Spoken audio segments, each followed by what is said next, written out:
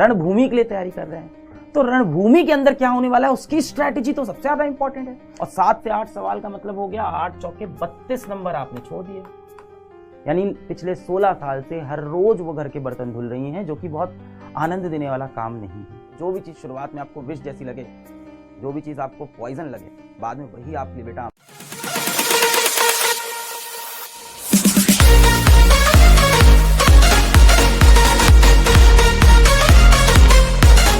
अमृत बनती है। देखो संपूर्ण रूप से यहाँ हम लोग मजे करने तो नहीं आए हैं। पढ़ाई लिखाई में देखो मजा हो सकता है, थोड़ा बहुत हो सकता है, बहुत मजा हो सकता है, और कभी भी आपको पढ़ाई लिखाई में वो मज़ा नहीं मिलेगा जो मज़ा आपको सोशल मीडिया पे मिल जाता है, इंस्टाग्राम पे मिल जाता है, दोस्तों के साथ घूमने में मिल जाता है। वो खुशी आपको नहीं मिलेगी। और इसका सबसे बड़ा कारण है, देखिए, आपका मन। हमारा मन जो होता है ना, बहुत चंचल होता है। इसको वो चीज़ चाहिए होती है जिससे आपको तुरंत खुशी मिल जाए। इंस्टेंट प्लेजर कहाँ है, वो ढूंढता रहता है मन। अब ये चीज़ जो है, ये आपको शुरू में कैसी लग रही है, विष जैसी लग रही है। और आप देखो, जो भी चीज़ शुरुआत में आपको विष जैसी लगे, जो भी चीज़ आपको पॉइजन लगे, बाद में वही आपके लिए बेटा अमृत बनती है। That which seems like poison in the beginning becomes nectar in the end.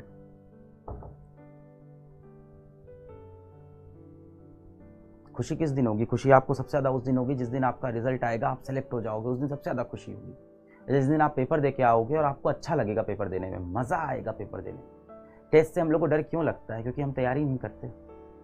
उन बच्चों से पूछिए जो रेगुलर टेस्ट दे रहे हैं, उनको मजा आता है टेस्ट देने में, खुशी होती है, कंपटीशन की फीलिंग होती है टेस्ट के वक्त। वो कब आएगी? जब आप तैयारी करेंगे।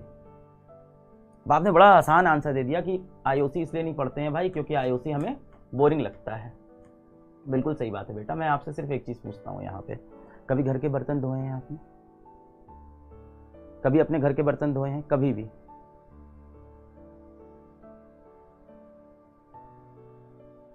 कभी ढेर सारे बर्तन सिंक में रखे हो, आपने जाके धोए हैं?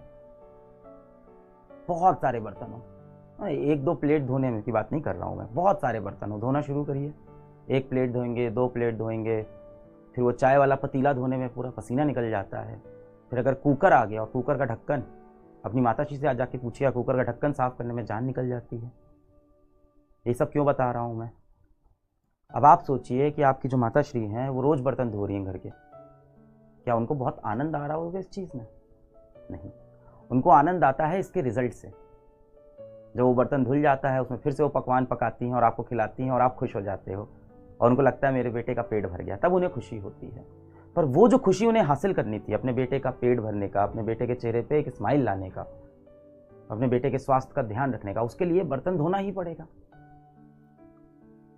हो सकता हो आज आप 10 मिनट 1-2 बर्तन धो लो तो आपको लगे बड़े मजेदार चीज है। 1 घंटा दो और आप सोचो माताश्री रोज रोज बर्तन धुल रही हैं, सालों साल से धुल रही हैं। आप कितने साल के हो गए हो? 16-17 साल के हो गए होगे। अब आप सोचो जब से आप पैदा हुए तब से तो आप देख ही रहे हो माताश्री घर के बर्तन धुलते हुए। यानी पिछले 16 साल से हर रोज वो घर के बर्तन धुल रही हैं, जो कि बहुत आनंद देने वाला काम नहीं है, पीड़ा देने वाला है, कष्ट देना है। हाथ घिस जाते हैं, हाथ छिल जाता है कई बार, है ना। साबुन की वजह से, साबुन के अंदर एल्कली नेचर होता है, उससे हाथ में रैशेस पड़ जाते हैं, पर वो कर रही हैं किचन में वही पसीने में। पूरा गंदा खाना, जूठा बर्तन रखा है, उसको धुल रही हैं। क्या उनके लिए ये बहुत इंटरेस्टिंग काम होगा? नहीं, बोरिंग काम होगा। पर मम्मी से बहुत कुछ सीख सकते हैं हम लोग। पर उनको वो करने में क्यों मजा आ रहा है? इसलिए मजा आ रहा है क्योंकि उनको पता है कि ये बर्तन धुल जाएंगे, इसमें मैं फिर से अपने बच्चे के लिए खिचड़ी बनाऊंगी, दाल चावल बनाऊंगी, वो खाएगा, उसको बड़ा आनंद आएगा। इसी तरह से बेटा हो सकता हो पढ़ाई करते वक्त कुछ चीजें थोड़ी बोरिंग रह जाएं। यहाँ देखो पीडब्ल्यू में या कहीं भी शिक्षक जो भी होता है हमेशा कोशिश करता है कि टॉपिक को इंटरेस्टिंग बना दें, है ना। उसके अंदर याद करने की कुछ टेक्निक्स बता दें, कुछ तरीके बता दें, बच्चों को कुछ बढ़िया मजेदार पढ़ा दें। पर अंत में देखो, पढ़ाई कभी भी उतनी इंटरेस्टिंग नहीं हो सकती है जितना आपको इंस्टाग्राम की वो रील्स लगती हैं। और इसका सीधा आंसर ये है क्योंकि पढ़ाई करने से आपको जो रिजल्ट मिलता है वो कुछ समय बाद मिलता है। तो बहुत से काम ऐसे हैं जो बोरिंग है।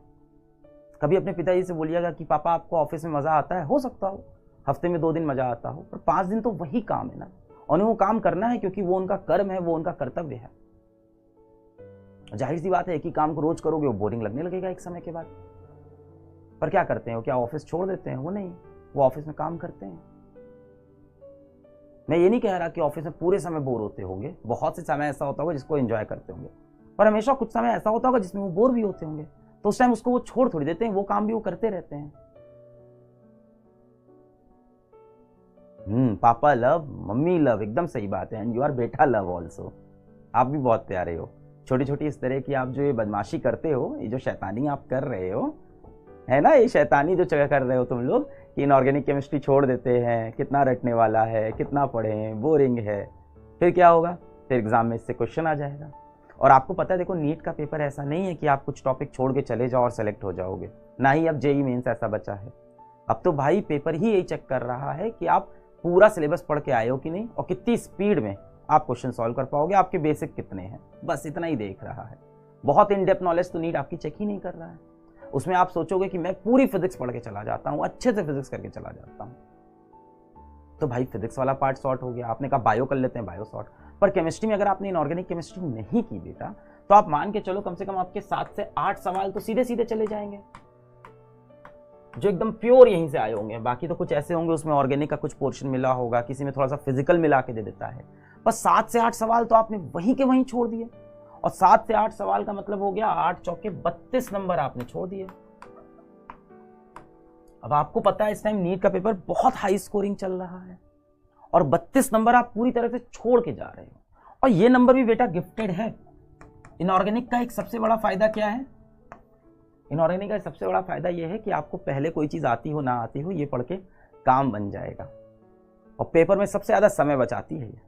आपको पता है नीट का पेपर जो होता है वो टाइम टेस्ट होता है, कम समय के अंदर ज्यादा सवाल सॉल्व करने हैं, समय की परीक्षा हो रही है, वहां आपका टाइम टेस्ट हो रहा है। तो ऐसे पेपर में जहां आपका टाइम टेस्ट हो रहा है, आपका वो पोर्शन तो बहुत स्ट्रांग होना चाहिए जहां आप टिक मार मार के निकल जाओ बस। भाई फिजिक्स आपकी कितनी भी अच्छी हो जाए बेटा, कितनी भी अच्छी हो जाए, फिजिकल केमिस्ट्री आपकी कितनी भी अच्छी हो जाए, पेपर में आपको हल करना पड़ेगा सवाल।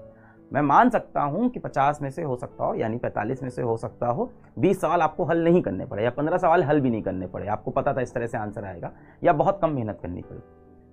कितना समय लगा उसमें? बहुत कम लगा, 1 मिनट लगा, 45 सेकेंड लगा। इसमें कितना समय लगेगा? इसमें आपको पता है कितना समय लगेगा? हर क्वेश्चन पे आपको कितना समय लगने वाला है? 5 सेकेंड, खत्म। क्योंकि यहां बात क्लियर होती है, आता है तो आता है, नहीं आता है तो नहीं आता है। फिजिक्स में ऐसा नहीं, वहां आप कोशिश करते रहते हो, फिजिकल केमिस्ट्री में आप कोशिश करते रहते हो। यहां बात क्लियर है, आता है तो आता है, नहीं आता है तो नहीं। तो इस समय नहीं खाता ये आपका। आप क्या देख रहे हो कि मेरे लिए तैयारी में क्या चीज बोरिंग है, क्या चीज आसान है। हम तैयारी कर किस लिए रहे हैं? हम तैयारी किस लिए कर रहे हैं? नीट के पेपर के लिए तैयारी कर रहे हैं, रणभूमि के लिए तैयारी कर रहे हैं।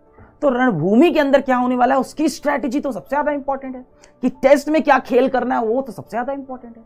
और रणभूमि के अंदर हमें पता है जो इनऑर्गेनिक केमिस्ट्री है गिफ्टेड पार्ट है।